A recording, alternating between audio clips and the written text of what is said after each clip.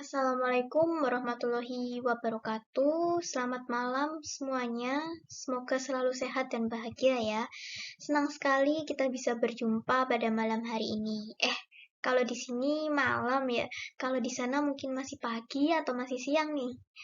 Baik, pada kesempatan malam ini, izinkan saya memperkenalkan diri, karena ada satu pepatah yang mengatakan bahwa tak kenal maka tak sayang. Karena saya pengen banget ya disayang, jadi perkenalkan, nama saya Nisa Aulia Hardiana Putri, NIM 21187 dari kelas profesional minggu Kampus A IPMT. Kali ini saya mau mempresentasikan materi mendesain sistem manajemen operasi dari mapel manajemen operasional. Karena tadi sudah perkenalan diri, maka sekarang izinkan saya memperkenalkan apa itu sistem manajemen operasional.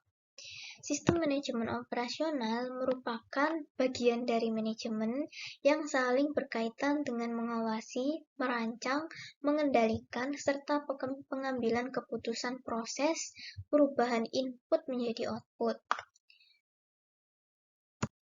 Dari perkenalan tadi sudah cukup menjelaskan bahwasannya sistem manajemen operasi berkaitan dengan mengawasi proses dari sistem manajemen operasi.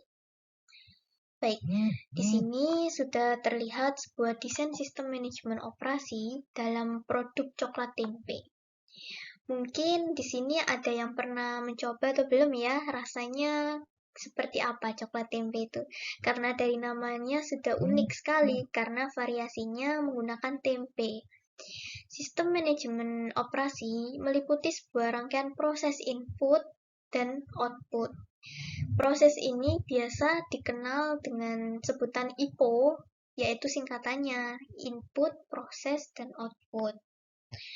Baik, input sendiri merupakan sumber daya atau bahan yang akan diproses dalam suatu kegiatan usaha, seperti bahan utama produksi dari coklat tempe, pastinya memerlukan coklat. Nah, karena coklat tempe ini adalah sebuah judul ya, karena itu bahan utamanya pastinya ada tempe. Selanjutnya, alat produksi. Alat produksi di sini pastinya sangat diperlukan, apalagi mesin. Karena untuk memelelehkan coklat, untuk melelehkan coklat ini diperlukan adanya mesin untuk mengefektifkan sebuah proses. Karena jika coklat tidak ada mesin ya untuk melelehkan, pastinya akan lebih susah atau lebih menghambat proses dalam produksi. Lalu yang ketiga ada kemasan packing atau biasa dikenal dengan kemasan. Karena jika tidak ada kemasan, pastinya akan mengurangi minat pembeli. Yang pastinya pertama untuk menarik ya, untuk menunjang keefektifan dalam penjualan produk. Setelah itu ada yang namanya proses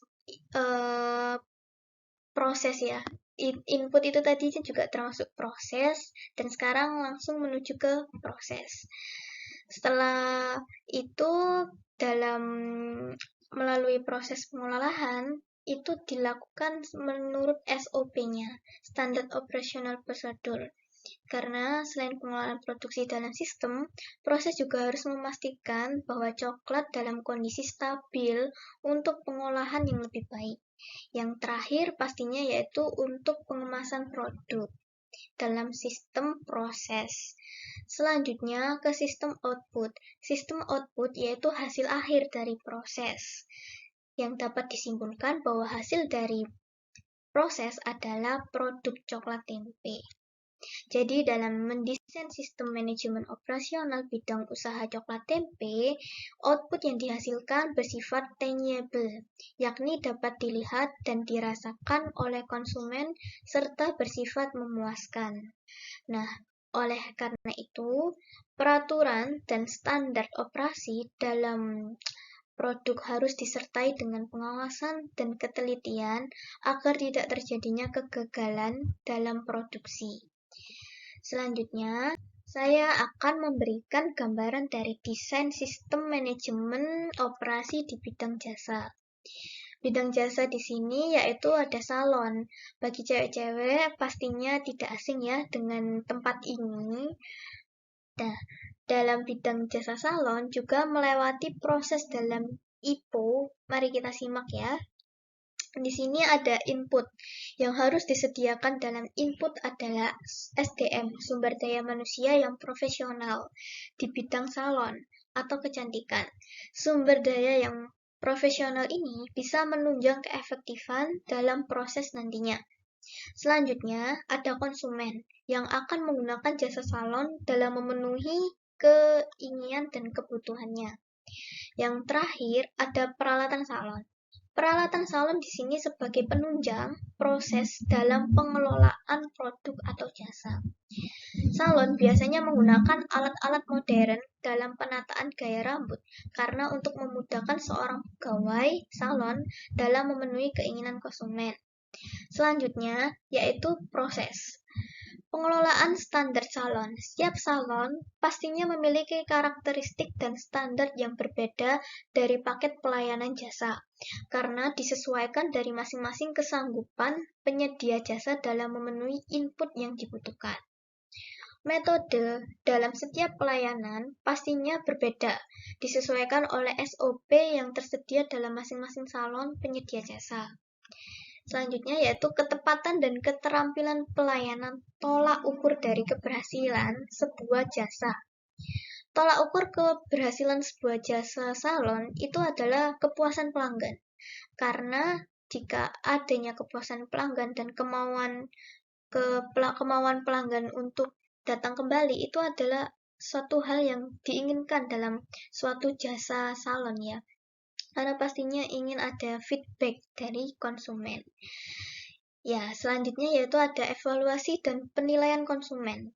Ini sangat penting dalam suatu proses jasa untuk mengukur apakah standar yang telah dilakukan dapat memuaskan pelanggan, karena hal ini sangat berhubungan dalam sistem manajemen operasi dalam proses pengambilan keputusan. Ya, yang terakhir yaitu ada survei kepuasan pelanggan. Survei kepuasan pelanggan ini sangatlah penting untuk masa depan perusahaan jasa untuk meningkatkan sebuah pelayanan.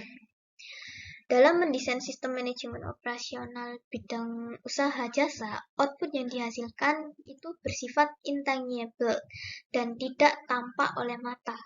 Oleh karena itu, peraturan dan standar operasi yang menyertai pelaksanaan sistem membutuhkan sebuah pengawasan dari sudut pandang. Nah, kesimpulan dari diskusi kita tadi dapat disimpulkan bahwa sistem manajemen operasional berkaitan dengan fungsi manajemen, yakni mengawasi, merancang, dan mengendalikan dalam pengambilan keputusan proses input menjadi output. Baik, teman-teman, hari ini sudah saya presentasikan desain sistem manajemen operasi. Dalam diskusi kali ini saya tutup dengan harapan bahwa apa yang saya sampaikan dalam diskusi ini dapat bermanfaat untuk kedepannya. Terima kasih atas atensinya. Sampai jumpa di diskusi selanjutnya. Wassalamualaikum warahmatullahi wabarakatuh.